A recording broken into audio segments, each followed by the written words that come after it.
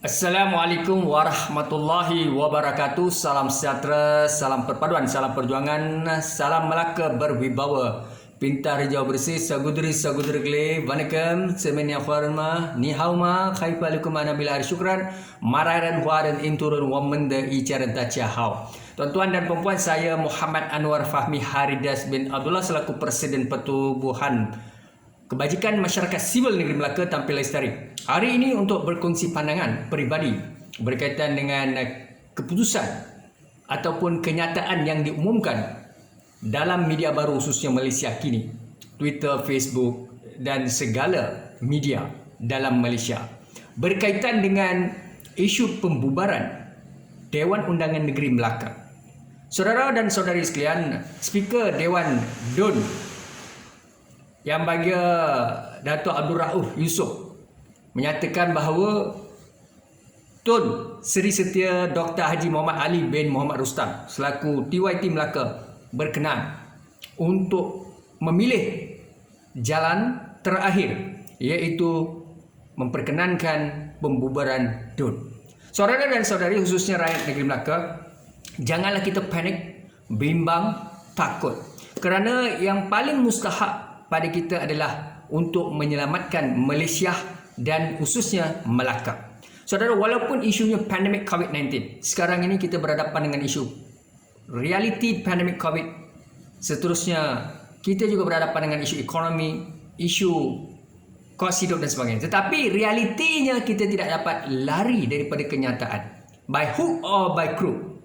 We don't have choice.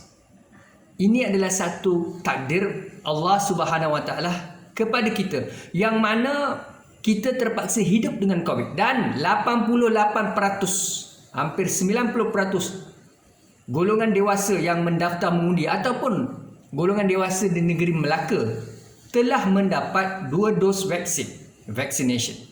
Maka yang keduanya, kita mahu melihat di sini bahawa Melaka bukan saja bandaraya bersejarah dan sejarah bermula di Melaka. Maka kita belajar apa yang berlaku. Seluruh Malaysia, dunia memberi fokus kepada Melaka. Maka kita ucapkan tahniah, syabas dan terima kasih kepada Tun kerana tampil berani membuat satu keputusan yang bagi saya dalam keadaan keputusannya mencari penyelesaian yang terbaik untuk rakyat negeri Melaka. Maka kita perlu lihat, sudah pasti SPR, MKN, KKM akan bersidang, akan mencari solusi.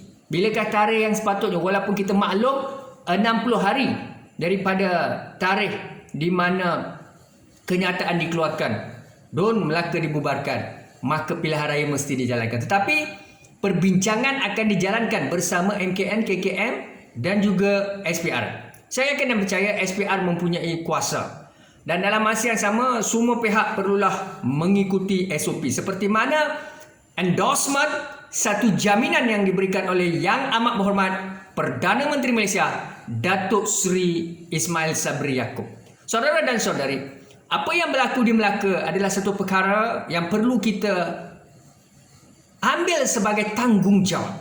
Tanggungjawab kita untuk membuktikan kepada rakyat Malaysia dan dunia bahawa pilihan raya yang kita jalankan ini, walaupun dalam suasana hampir 2 tahun berhadapan dengan COVID, dan kita tidak boleh lari daripada kenyataan yang mana COVID ini dia tidak akan berhenti, melainkan kita mematuhi SOP dan sentiasa mengikuti segala arahan MKN, KKN dan mengambil vaccination atau vaksin. Mungkin dos ketiga, keempat dan seterusnya. Apapun saudara, kita memohon kepada Allah Subhanahu Wa Taala supaya kita akan sentiasa selamat daripada ancaman COVID. Baik, kita berbalik kepada isu di mana sekarang ini apabila Dewan Undangan Negeri Melaka dibubarkan, tanggungjawab rakyat negeri Melaka, Melayu, India, Cina, Kadazan, Portugis kalau ada, Sabah Sarawak kalau ada hijrah di Melaka dan menetap di Melaka, Portugis asli, rakyat Melaka, kita mesti tampil berani membuat keputusan. Keputusan di sini adalah bukan saja melihat kepada Barisan Nasional atau Pakatan Harapan, tetapi kualiti kepimpinan wakil rakyat dan termasuk calon bebas. Saudara dan saudari, buktikan kepada rakyat Malaysia di mana sejarah bermula di Melaka, di mana Presiden UMNO juga menyatakan bahawa Datuk Zahid Hamidi bahawasanya UMNO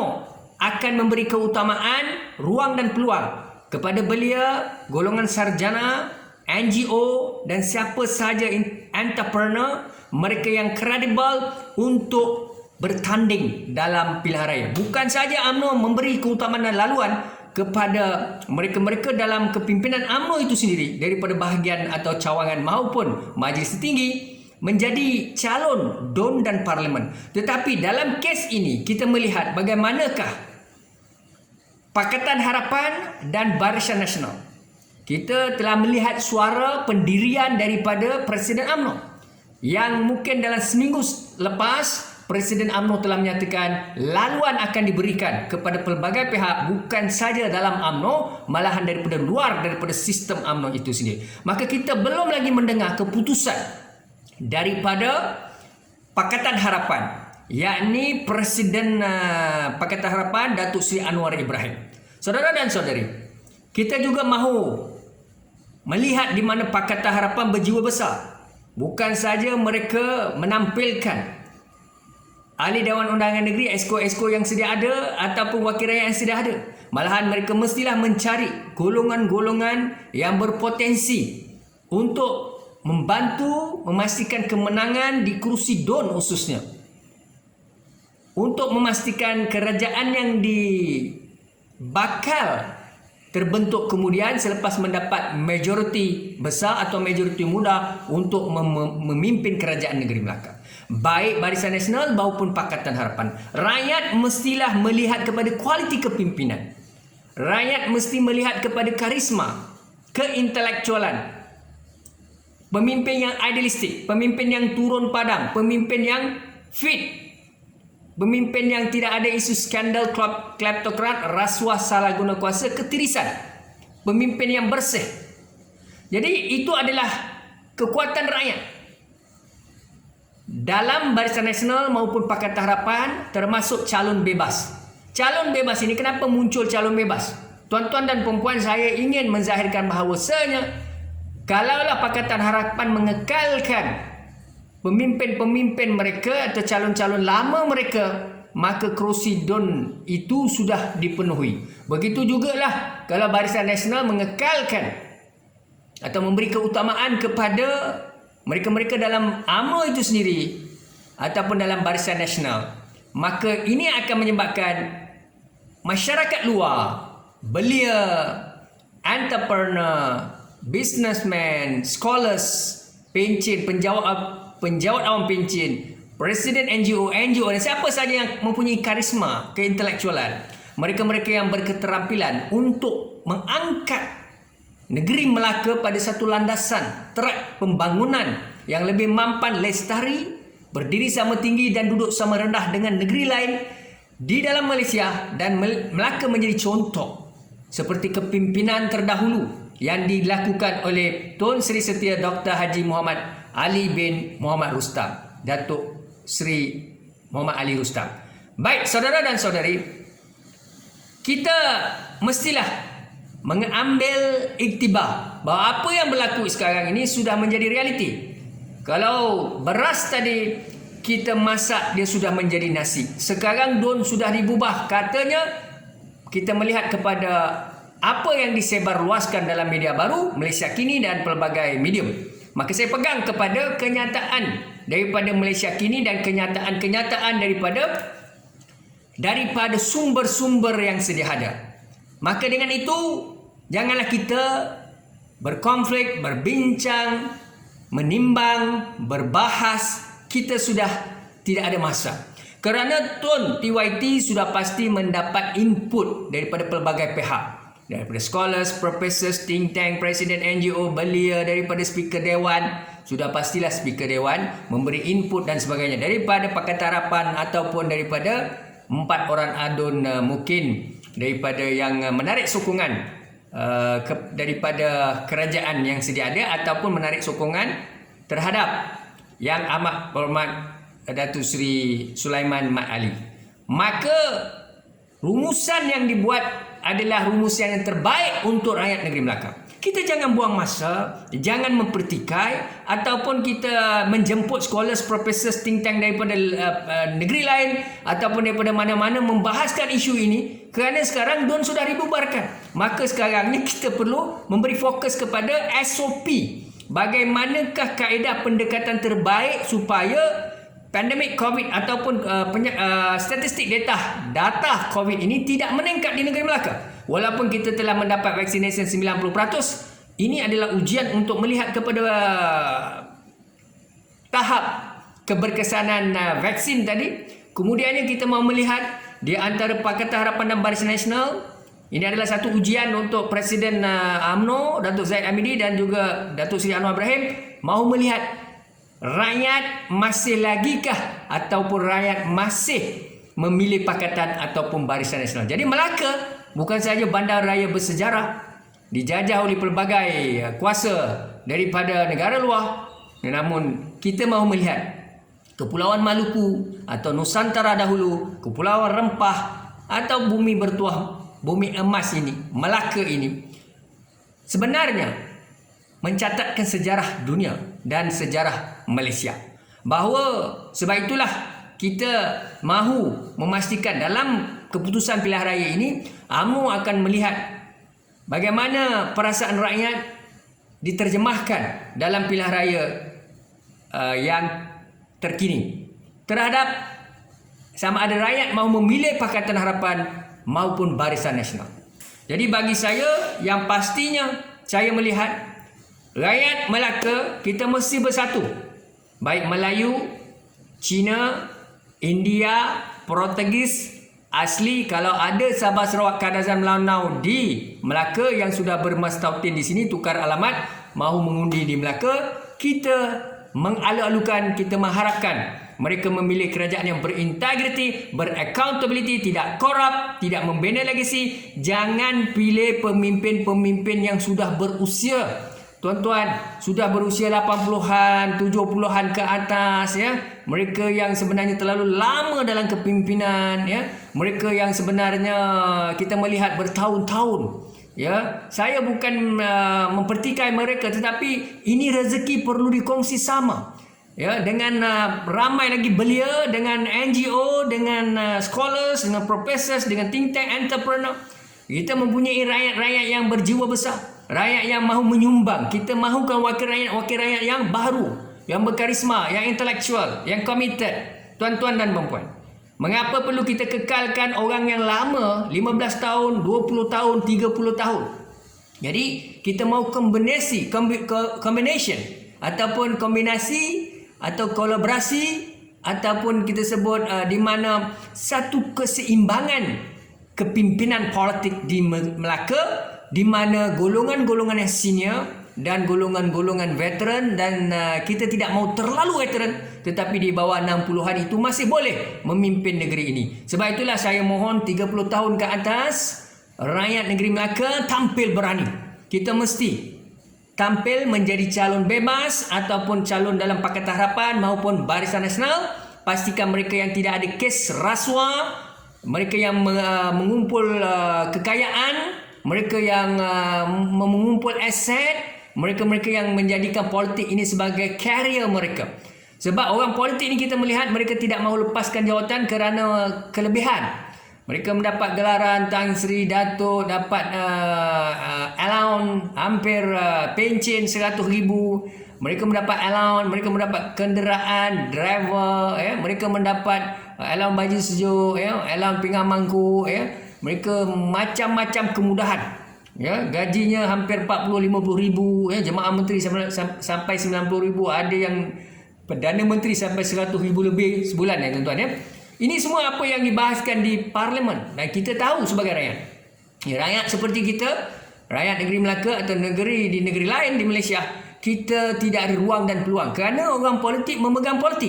dan mereka tidak mau turun. Dan sebab itulah saya menyatakan bahawa kalaulah Pakatan Harapan dan Barisan Nasional berjiwa besar, mereka mesti memberikan ruang dan peluang kepada mana-mana pihak di negeri Melaka untuk tampil bertanding. Saudara, ingatlah, jangan ulangi sejarah lama, iaitu kita memberi ruang dan peluang kepada pemimpin kleptokrat, pemimpin rasuah, pemimpin-pemimpin yang salah guna kuasa, dan mereka melihat mereka mesti berada sebagai pemimpin dan kita hanya menjadi rakyat.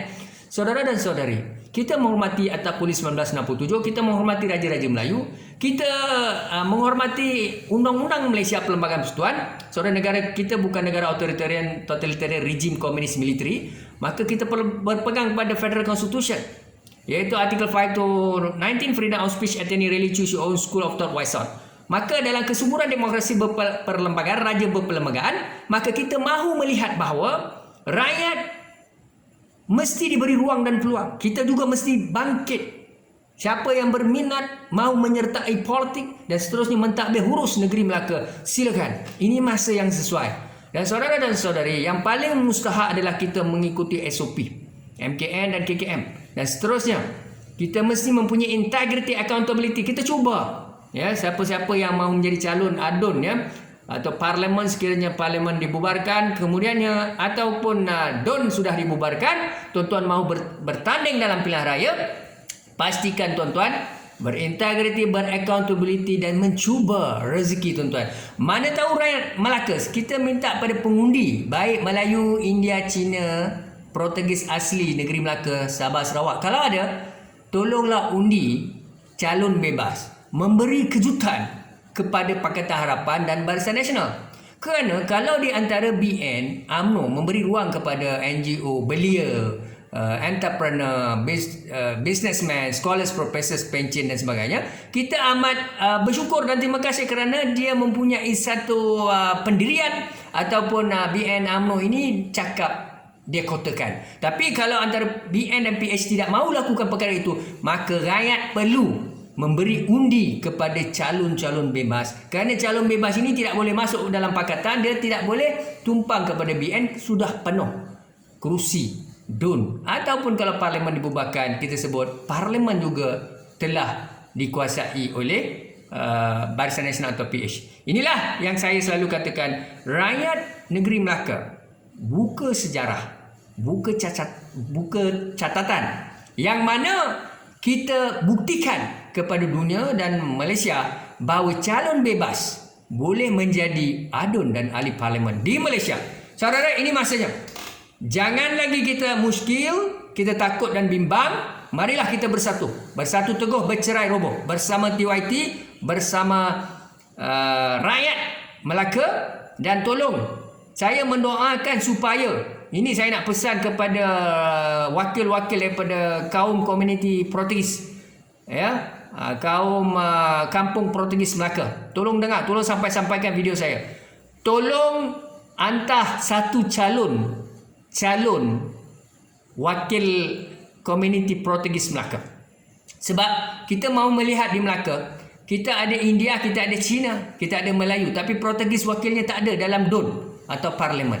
Saudara, saya harapkan calon Portugis, wakil komuniti Portugis bertanding dalam pilihan raya. Sebab Melaka terkenal dengan kampung Portugis, perkampungan yang indah, dan rakyat Portugis juga diterima sebagai rakyat yang kita kategorikan sebagai bumi putra. Maknanya Portugis, jangan leka.